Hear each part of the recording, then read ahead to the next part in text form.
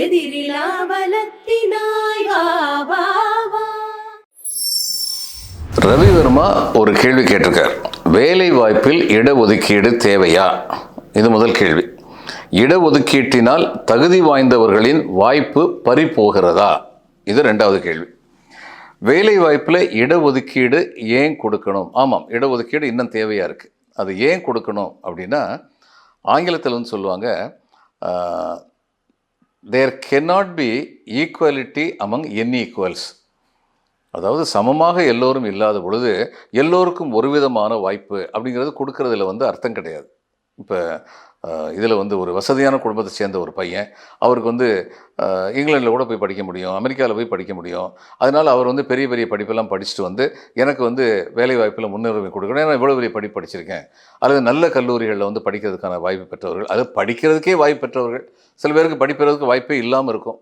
அப்போ இந்த எல்லா வாய்ப்புகளும் ஏற்கனவே இதுக்கு முன்னாடியும் சில கேள்விகளுக்கு விடையளிக்கும் போது சொல்லியிருக்கேன், எல்லோருக்குமே வந்து சம வாய்ப்புகள் அளிக்கப்பட வேண்டும் அப்படிங்கிறது முதல் தேவை.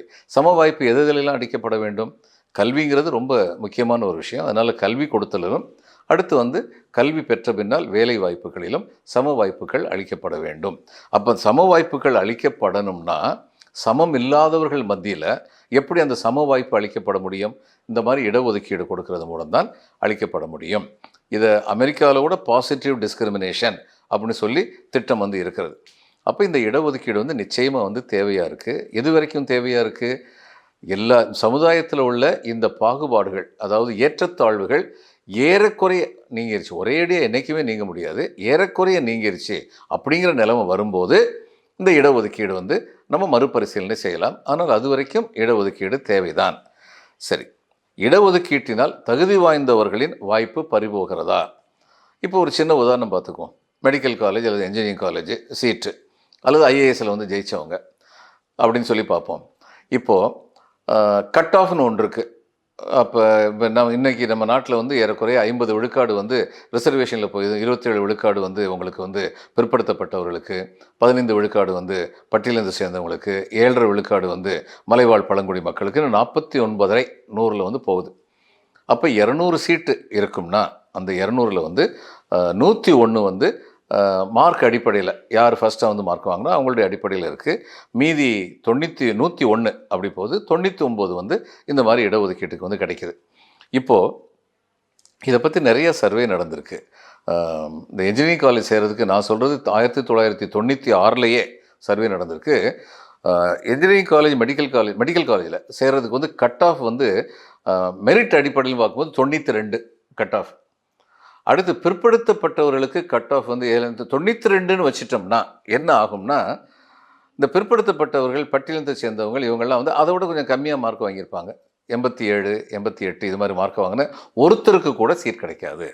மொத்தமுள்ள சீட்டு எல்லாருமே, ஏன்னா மார்க் அடிப்படையில் நிறைய பேர் வந்து 92% வாங்கியிருப்பாங்க. அவர்களில் பெரும்பான்மையானவர்கள் ஏற்கனவே படித்த குடும்பங்களிலிருந்து வந்தவங்க, 2வது 3வது தலைமுறையாக படித்த குடும்பத்தில் வந்தவங்க, இவங்களுக்கெல்லாம் போயிடும். அப்போது புதுசாக படித்து வர்றவங்களுக்கு இருக்காது. அப்படிங்கிறதுனால தான் இந்த இடஒதுக்கீடு. அப்போ நீங்கள் வந்து கேட்கலாம், அப்போது 92% 92.3ன்னு வச்சுக்குவோம் கட் ஆஃப். அப்போ 92.3 அப்படிங்கிறது கட் ஆஃபாக இருக்கும்போது அதில் மார்க் வாங்கினவங்களுக்கு ஒப்பிடும்போது இந்த பிற்படுத்தப்பட்டவர்களுக்கு வந்து கட் ஆஃப் வந்து 91ன்னு வச்சுக்குவோம். அப்போது 92.2 வாங்கினவங்க, 92.1 வாங்கினவங்க, இதில் மெரிட் அடிப்படையில் வாங்கினவங்களுக்கெல்லாம் வாய்ப்பு பறிபோகுதா? ஆமாம், பறிபோகுது. அது உண்மைதான். ஆனால் இந்த இடஒதுக்கீடு இன்றைக்கி வந்து எங்கே இருக்குது? அரசு கல்வி நிலையங்கள், அது எல்லா கல்வி நிலையங்கள்லையும் வந்து இருக்குது. அடுத்து அரசு உத்தியோகங்களில், அரசு பதவிகளில் வந்து இருக்குது. இந்த அரசு பதவிகளை தவிர ஆயிரக்கணக்கான வேலைவாய்ப்புகள் வெளியில் இருக்குது. திறமையானவங்க அந்த வேலைவாய்ப்பை வந்து பெற முடியும், சந்தேகமே இல்லாமல் பெற முடியும். அரசு பதவிகளில் வந்து இந்த இடஒதுக்கீடு கொடுக்கறது காரணம் எம்பவர்மெண்ட்னு சொல்லுவாங்க, அதிகார பங்கீடு. அதாவது ஒரு அதிகாரங்கிறது வந்து சில பேருடைய சில குடும்பங்கள்கிட்ட மட்டும் இருந்துடக்கூடாது. என்னுடைய நண்பர் ஒருத்தர் பட்டியலினத்தை சேர்ந்தவர், ஐஏஎஸ்சில் வந்து பாஸ் பண்ணி வந்திருந்தார். அவருடைய மைத்துனர் ஒருத்தர் வந்து கிராமத்தில் வந்து பஞ்சாயத்து போர்டு பிரசிடெண்ட்டாக இருந்தார். அந்த பஞ்சாயத்து போர்டு பிரசிடெண்ட்டை வந்து அவருடைய ஜாதியை சொல்லி சில பேர் அவர் கீழ்த்தரமாக நடத்துறதுக்கு முயற்சி பண்ணும்போது அவர் சொன்னார், எனக்கு ஆள் இல்லைன்னு நினைக்கிறீங்களா? என்னோட மைத்துனரும் டெல்லியில் வந்து வேலை பார்த்துக்கிட்டு இருக்காங்க, மனசில் வச்சுட்டு பேசுங்க. இந்த தைரியம் எப்படி வர முடிஞ்சது? அதிகார பங்கீடு நடந்ததுனால வர முடிஞ்சது. ஒரு ஜனநாயகத்தில் வந்து அதிகார பங்கீடுங்கிறது வந்து ரொம்ப ரொம்ப தேவை. ஒரே அடியாக மெரிட்டை காலி பண்ணி இடஒதுக்கீடு இன்றைக்கி நடக்கலை. இப்போ எக்கனாமிக்கலி வீக்கர் செக்ஷன் சொல்லி 10% கொடுத்துருக்காங்களே, அந்த 10%ல் வர்றவங்க வந்து பட்டியலினத்தை சேர்ந்தவங்களுடைய கட் ஆஃபோட கம்மியாக அவங்களுக்கு கட் ஆஃப் வச்சுருக்காங்க அப்படின்னு சொல்லி பார்க்கும்போது, பட்டியலினத்தை சேர்ந்தவங்களோ, பிற்படுத்தப்பட்டவங்களோ, மலை பழங்குடி மக்களோ மெரிட்டே இல்லாமல் இதில் வர்றாங்கங்கிற பிரச்சாரம் வந்து உண்மை கிடையாது. அதனால் சமமான சமுதாயம் உருவாகிற வரைக்கும் ஏறத்தாழ முழுக்க முழுக்க சமமான சமுதாயம் எங்குமே உருவாகாது. ஏறத்தாழ சமமான சமுதாயம் உருவாகிற வரைக்கும் இந்த இடஒதுக்கீடு அதிகார பங்கீடுக்காக, அதிகார பரவலுக்காக தேவையான ஒன்றுதான். ஒளியிழந்த நாட்டிலே நின்றேனும் உதய ஞாயிறொப்பவே